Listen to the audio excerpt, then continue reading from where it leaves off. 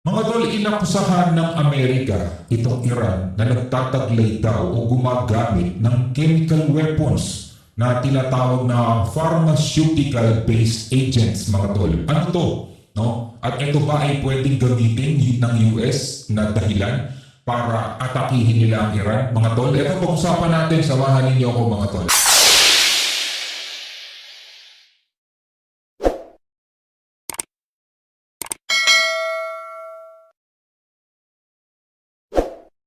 Inyong lahat mga kapatid, meron tayong nasagap na balita at ito'y mula sa Net25 News and Information. Again, hindi po ako ang magbabalita.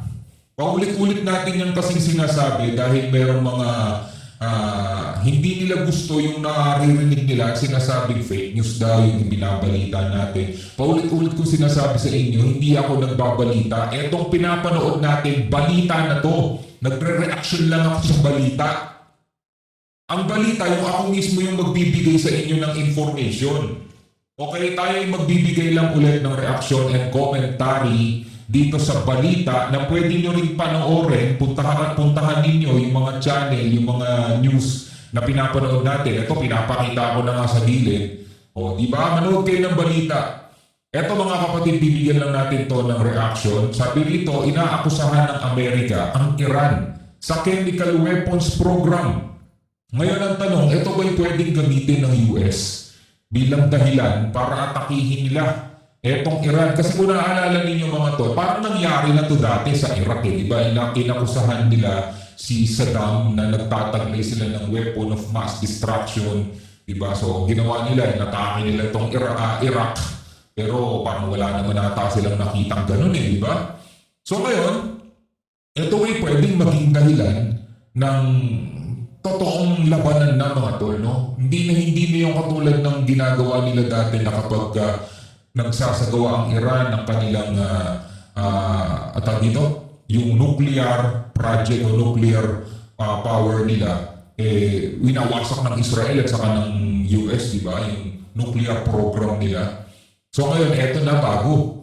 Tinatawag ito na pharmaceutical-based agents. Ano kaya itong bagay na to? So ito alamin natin mga tol. Alamin natin dito sa balitang panonood natin. Bibigyan lang natin to ng komentaryo at reaction video. Samahan ninyo ako.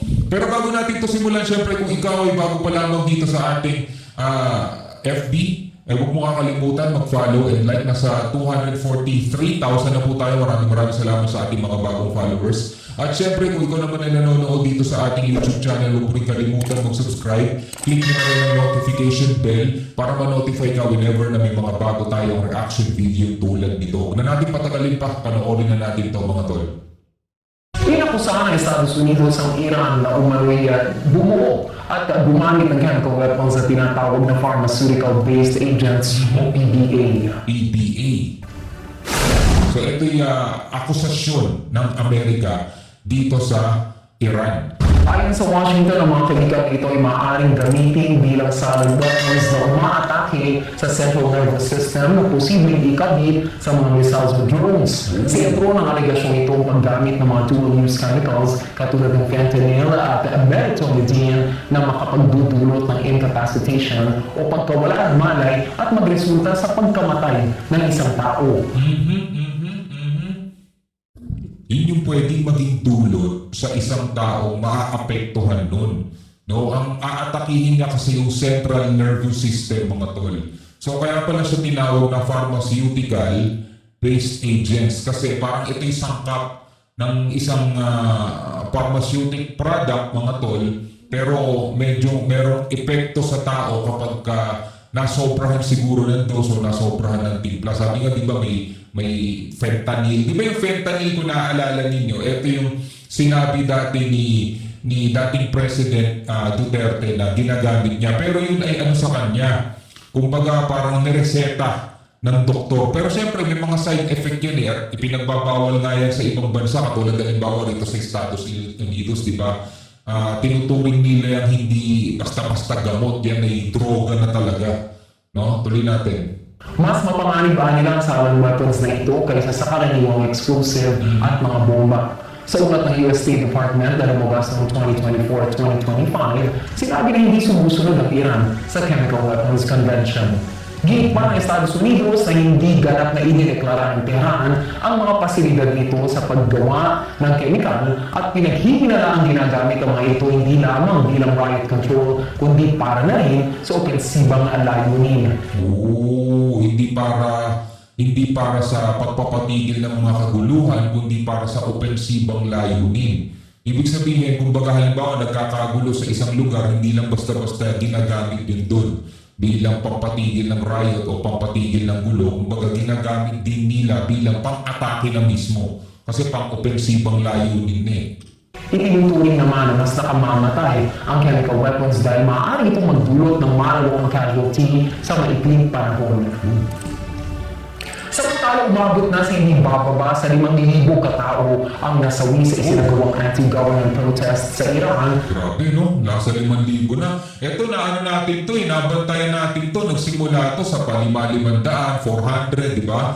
500, 800, naging 2,000 na. Ngayon, nasa 5,000 na. Pero hindi naman to, majority nito, siguro hati na rin, no? Pero hindi naman ito puro sa mga rallyista lang o sa mga nagpo-protesta lang. Hati na yan eh. Pero hindi kasi makuha mismo yung pinaka-balita dyan. Dahil nga sa merong malawakan na internet blackout sa Iran. No? Pati yung mga linya ng telepono is pinutol nila. So ngayon, etong mga report na to, bini-verify pa yan. Pero ngayon, nakukumpirma na siguro is nasa 5,000 na. 5,000 katao ang nasawi sa isinagawang anti-government protest sa Iran. Partida, hindi pa gera yan mga tol ha. Hindi pa nagkakaroon ng gera na halimbawa umatake Israel, umatake ang US. Eto sila-sila pa lang to mga tol. No? Mga mamamayan doon at saka yung mismong gobyerno nila. Ganito na karami ang nasasawi. Na nagsimulang sumiklab noong Disyembre ng nakaraang taon.